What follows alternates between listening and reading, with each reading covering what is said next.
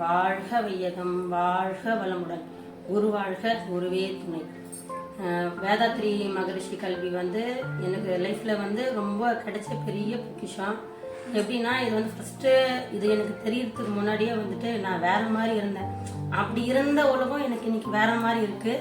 இதை ஃபஸ்ட்டு என் ஹஸ்பண்ட் தான் எனக்கு இந்த மாதிரி ஒன்று இருக்குது, போயிட்டு தெரிஞ்சுக்கோ, என்னன்னு ஃபஸ்ட்டு தெரிஞ்சுக்கோ, டீப்பாக படிக்கணும்னாலும் அவசியம் என்னன்னு சொல்லி அனுப்பினாரு. ஒரு 2 மாசத்துலயே எனக்கு அது மேல இன்னும் நிறைய தெரிஞ்சுக்கணும்ட்டு நிறைய கேள்வி கேட்டுட்டே இருப்பேன். அடிக்கடி கிளாஸ்ல கேள்வி கேட்கும் போது கூட என்ன சும்மா லொடன்னு பேசுறேன்னுவாங்க. அதுக்கு முன்னாடி என்ன லொடன்னு பேசுற பொண்ணுன்னு தான் சொல்லுவாங்க. இதுக்கு வந்ததுக்கு அப்புறம் நிறைய கருத்துக்கள் எனக்கு கேட்கணுன்ற எண்ணம் எனக்கு ஃபர்ஸ்ட் வந்தது. இப்போ என் பொண்ணுக்கெல்லாம் நான் கல்யாணம் ஆகிட்டு இந்த மாதிரி நான் வேற மாதிரி இருக்கும்போது என் வாழ்க்கையில் இப்படி இருந்தப்போ நான் என் பொண்ணு ரிஷிதாவை கூட்டிகிட்டு தான் வருவேன். ஸ்கூலுக்கு கிளாஸ் வருவேன். அப்போ அவளை விட்டுட்டு நான் இது பண்ணுவேன். இது ஒவ்வொன்றா தெரிஞ்சுக்க என்னாச்சுன்னா, நிறைய கருத்துக்கள் இருக்குது. இப்போ இதெல்லாம் நிறைய சொல்லணும் அப்படின்ற ஒரு எண்ணம் எனக்குள்ளே வந்தது. நிறைய விஷயம் மாறிச்சு. எனக்குள்ளே இருந்த பயம் பார்த்துட்டோம், இது எல்லாமே குறைஞ்சது. அதெல்லாம் குறைய என்னாச்சுன்னா, ஒரு கட்டத்துக்கு மேலே இப்போ நாங்கள் ரிஷிதா ஹெர்பல்ஸ் சொல்லிட்டு மூலிகையெல்லாம் தயாரித்து கொடுத்துட்ருக்கோம். அங்கே வர கஸ்டமர்ஸுங்கிட்ட வாழ்க வளமுடன் பற்றி சொல்லிகிட்டே இருப்பேன். அப்படி சொல்லும் போது ஒவ்வொருத்தரும் கேட்பாங்க, இந்துமதி இது முன்னாடி இருந்து இந்துமதி இல்லையே, இப்போ இப்படி பேசுறீங்க அப்படின்னு சொல்லி கேட்பாங்க. அப்போ எனக்கு தெரியாது. நான் பேசுறது லொடன்னு பேசுறதே சொல்லிட்டு இருப்பாங்க. அவங்கெல்லாம் இப்போ நீ தெளிவாக பேசுகிற, நிறைய சொல்ல ஆரம்பிக்கிற, நிறைய கற்றுக்கிற, தெரிஞ்சுக்கோ அப்படின்ட்டு. அப்போ எனக்குள்ள தேடல் அதிகமாகிட்டே இருந்தது. அப்போ இந்த காயகல்ப பயிற்சியெல்லாம் செய்ய எனக்கு நல்ல தியானமெல்லாம் எனக்கு கிடைச்சிது. தியானமெல்லாம் பண்ண நிறைய கருத்துக்கள் நமக்கு ஆன்சர் இப்போ நினைச்சுன்னா அடுத்த நாளே நமக்கு ஒரு ஆன்சர் அது கிடைக்கும். அது மகரிஷி கொடுப்பாரு. அந்த மாதிரி நிறைய கிடைக்கும் போது என்னை அறியாமலே நிறைய பேருக்கு நான் என்ன பேசுறேன்னே தெரியாம சொல்லியிருப்பான்னு அந்த பாயிண்ட் கரெக்டா இருப்பாங்க. அந்த மாதிரி சொல்ல ஆரம்பிச்சு என் வாழ்க்கையில் நிறைய மாறி இருக்கு.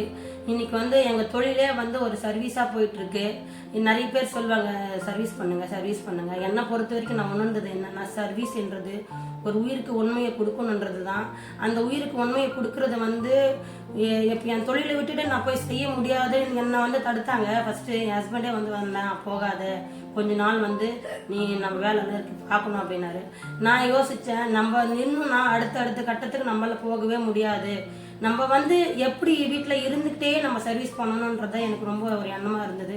அப்படி செய்யும் போது என்னன்னா, எனக்கு ஃபோன் பண்ணுவாங்க. அது மகரிஷி கிட்ட நான் வேண்டுதல் வச்சேன், நான் வீட்டில் இருந்தபடியே எனக்கு பண்ணணும்னுட்டு, யாருக்காவது ஒருத்தருக்காவது ஒரு உண்மையை சொல்லணும்ட்டு. அப்போ இப்போ என்ன ஆச்சுன்னா, எனக்கு டெய்லி ஃபோன் பண்ணுவாங்க, யாரோ ஒருத்தர் ஃபோன் பண்ணுவாங்க, தெரியாதவங்க தான். இந்த மூலிகை பொருளுங்க வாங்கணும்னு ஃபோன் பண்ணுவாங்க. அப்படியே என்கிட்ட கேட்பாங்க. அப்போ அவங்க சொல்லும் போது அழுவாங்க, இவ்வளோ எல்லாம் இருக்கு விஷயம் அப்படின்ட்டு. அப்போ அந்த உயிருக்கு உண்மையானது. அப்போ இறைவன் நம்மகிட்ட என்ன பார்க்குறாருன்னா, நீ என்ன ஒவ்வொரு உயிரும் உன்னை நம்பி ஃபோன் பண்ணுதுன்னா அங்கே அந்த மனசை பாசிட்டிவாக மாற்றணும். அந்த பாசிட்டிவ் தான் எனக்கு மகரிஷி கொடுத்த தூண் தான் நான் எடுத்துக்கிறேன்.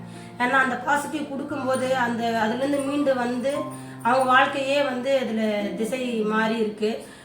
நிறைய மனசளவில் பாதிக்கப்பட்டவங்கலாம் நீ அன்னைக்கு கொடுத்த பாசிட்டிவ்ல தான் இன்னைக்கு நான் ரொம்ப சந்தோஷமா இருக்கேன், ரொம்ப நல்லா இருக்கு, எனக்கு ரொம்ப தேங்க்ஸ்ன்னு சொல்லுவாங்க. அப்போ சொல்லுவாங்க, வாழ்க வளமுடனுக்கு வாங்க, நிறைய மாற்றம் கிடைக்கும்னுட்டு. அப்படி முயற்சி செஞ்சதில் ஒருத்தவங்க ஆற்காடு மன்றத்தில் சேர்ந்தது எனக்கு ரொம்ப மகிழ்ச்சியாக இருந்தது. இந்த மாதிரி நிறைய பேருக்கு கொண்டு போய் சேர்க்கணுன்றது தான் என்னோடது. இப்போ சின்னதாக பேசுறதுக்கு, தவம் எடுக்கிறதுக்கு, இதுக்கெல்லாம் கொடுக்குறாங்க. அப்போ பேசும்போது என்னையே அறியாமல் மூழ்கி நான் ஏதோ ஒரு விஷயத்த சொல்கிறேன், எனக்கு தெரியலன்னு நான் சொல்லுவேன்.